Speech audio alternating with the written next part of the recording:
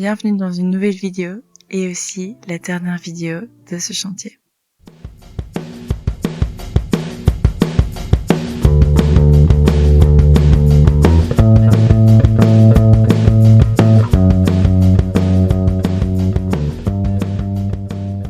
Avec notre départ prévu pour la semaine prochaine, on a dû se concentrer sur les travaux les plus urgents. Tout d'abord, on a refait toute l'électricité du bateau, ou en tout cas toute l'électricité importante qui allait donc des batteries vers les coupes-circuits, etc.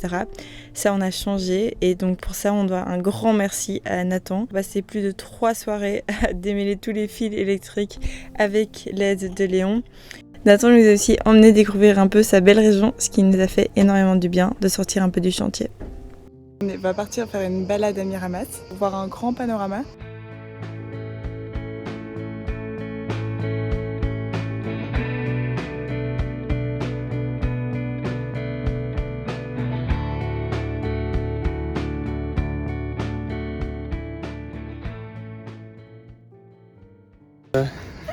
Capri local traditionnel en 96.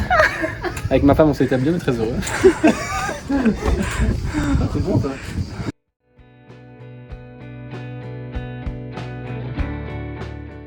Miramas est une petite ville provençale nichée entre plein de collines et l'énorme étang de Berre.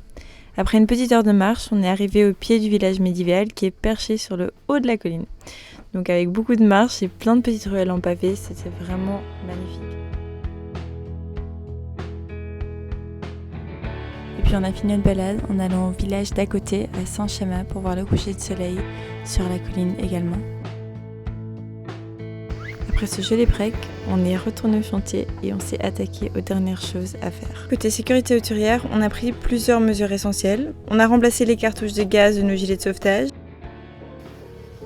Les changettes étaient permis depuis 2015 et effectivement une sur deux se complète très lentement et l'autre ne s'est pas vraiment très gonflé complètement. Donc c'est bien qu'on les change. Là on est paré pour tout ce qui est sécurité. On va être paré pour pouvoir tomber en mer à tout moment du jour et de la nuit. Et qu'on se retrouve.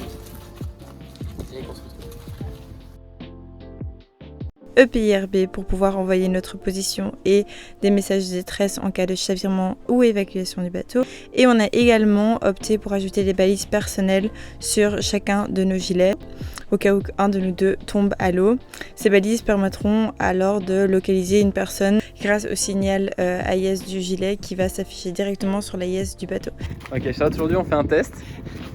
On va voir si Je sais pas comment ça fonctionne. Si les extincteurs sont faits de manière assez simple pour l'utilisateur lambda. Ah là il y a un problème de pression, t'as vu? Il y a que ça. Ah ouais non c'est pas normal. Pour info, on ne fait pas du gaspillage bien sûr. Celle-là elle date d'expiration 2018.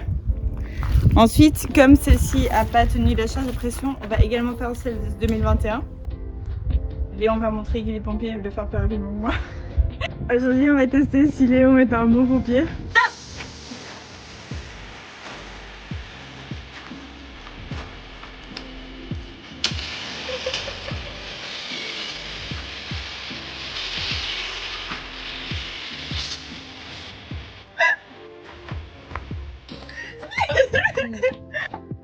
Les amis, on est à la fin du chantier, on met à l'eau samedi, aujourd'hui on est mardi. Il fait je pense 40 degrés dans ce bateau, il fait une chaleur impossible. On finit d'installer toutes les dernières petites choses qu'on veut. On a réparé la vache à eau, on s'occupe de la cuve à eau noire, on fixe les filets anti-gîte, on installe la mallette EPIRB, on installe les extincteurs et on a découvert un truc. Je ne suis pas le seul du couple à avoir des moustaches. Charlotte, quand elle transpire vraiment beaucoup, franchement, elle a des petites moustaches de chat qui sont transpirantes. Bon là en l'occurrence tout le visage est transpirant. Il fait hyper chaud. Ah il fait chaud. On n'ose même pas se toucher alors qu'on s'aime hein. Ah, on te fait des câlins comme ça. Et bien sûr, on n'a pas échappé au grand rangement final. C'était une étape indispensable avant de partir. Merci à tous d'avoir regardé cet épisode. Je vous vois la semaine prochaine pour un épisode qui va être très excitant parce qu'on va mettre notre bateau à l'eau. Bisous à tous.